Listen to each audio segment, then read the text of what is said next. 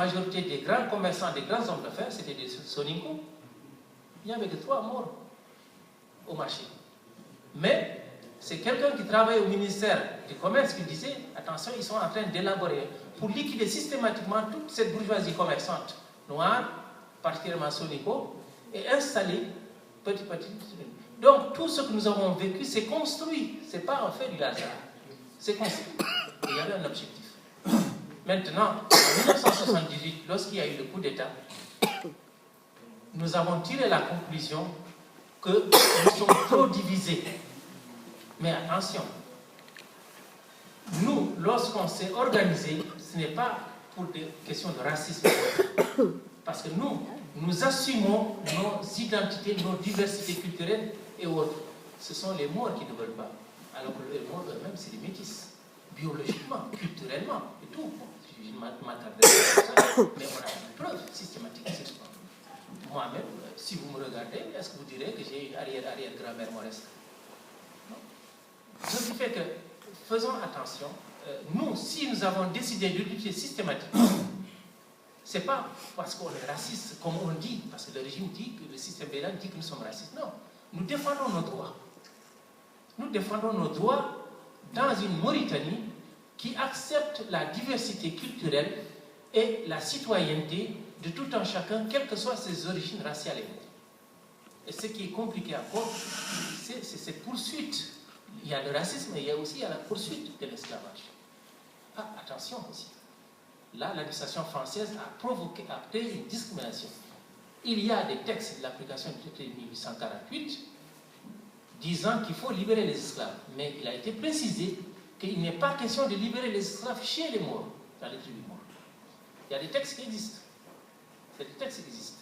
Et on peut diffuser les documents qui ont été, le combat qu'a mené Louis Hunkarin, qui était un Béninois, qui avait protesté contre l'occupation de Dahomey et qui a été exilé en Mauritanie de 1923 à 1933 et qui a combattu systématiquement contre l'esclavage en écrivant même des lettres au président de la République française à cette époque. Mais jusqu'en 1960, on a refusé systématiquement de libérer des esclaves dans les tribus mortes. Et il y a des textes, des courriers qui sont envoyés régulièrement aux administrateurs dans les différents cercles pour rappeler, attention, il n'est pas question de libérer les esclaves chez les morts. Alors que vous trouverez des esclaves qui ont été libérés, vous trouverez que ce soit à Bogué, à Kaïdi ou à Girima, vous trouverez des quartiers, ce qu'on appelle des quartiers libertés.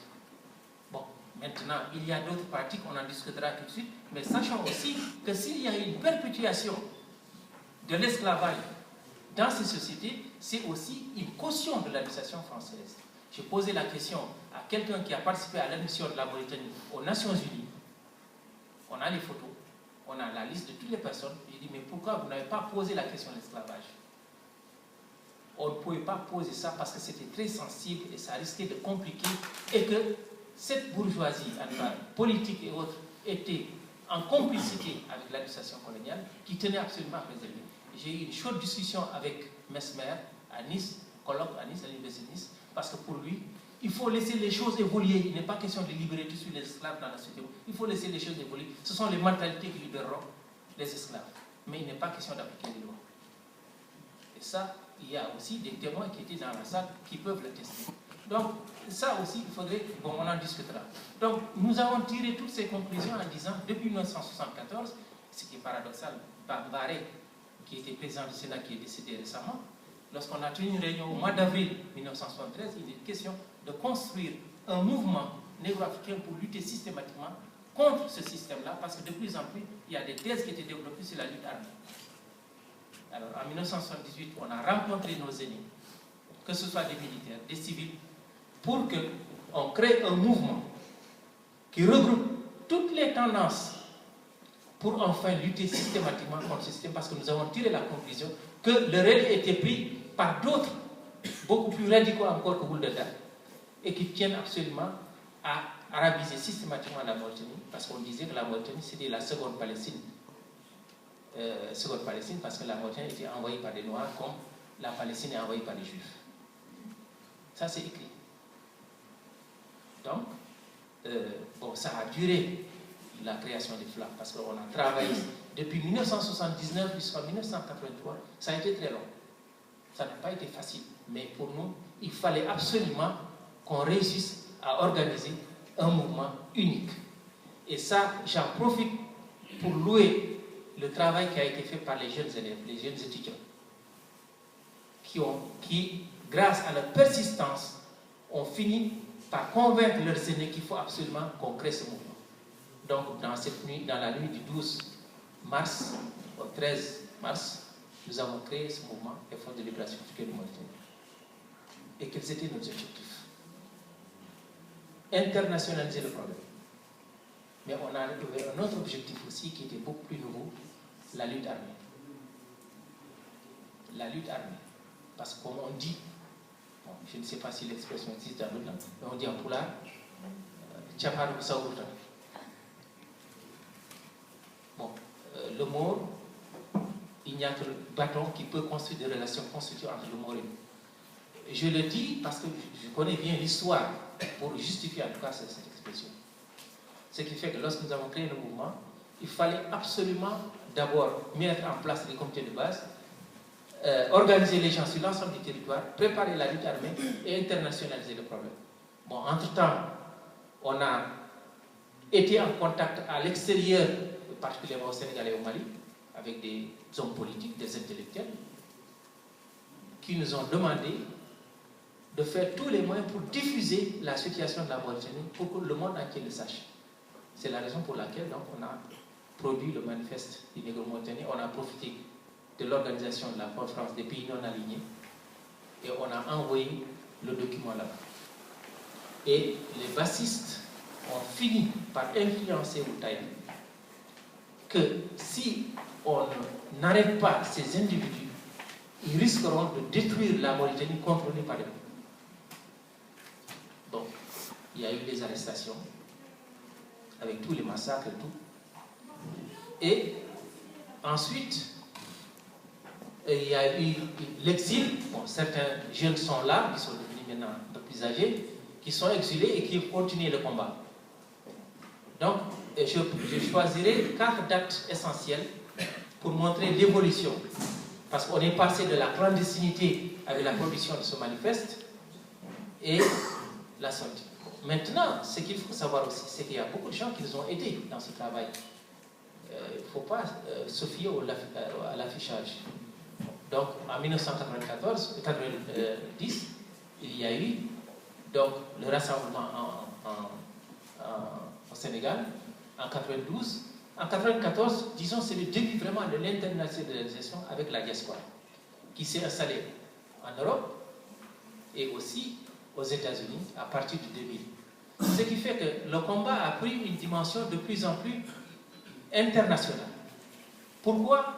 Parce que c'est des contacts avec les hommes politiques de l'extérieur, que ce soit en Europe ici, que ce soit aux États-Unis, pour informer l'opinion internationale sur ce qui se passe en Mauritanie.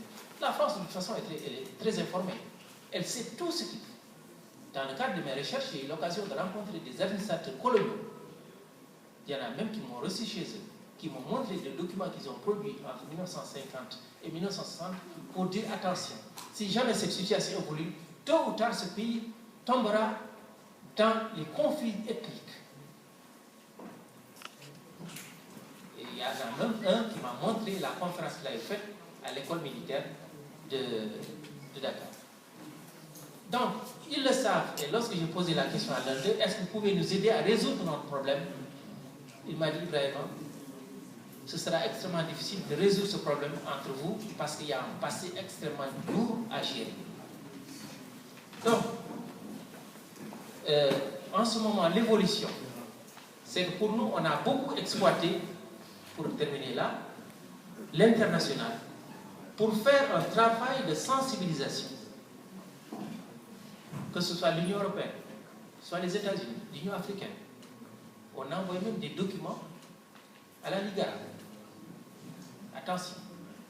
Si ça continue comme ça, à un certain moment, le pays peut exploser. Comme ce qui se passe au Soudan en ce moment.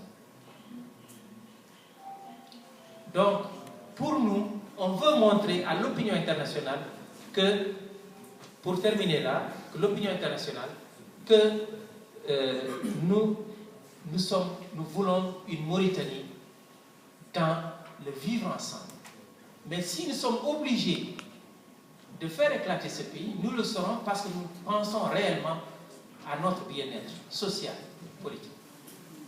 Donc, là, enfin, on est maintenant dans une phase de redéploiement, de retour, parce qu'on exploite le potentiel de l'extérieur pour retravailler à l'intérieur, et là, mon rapport, sommes en parlera.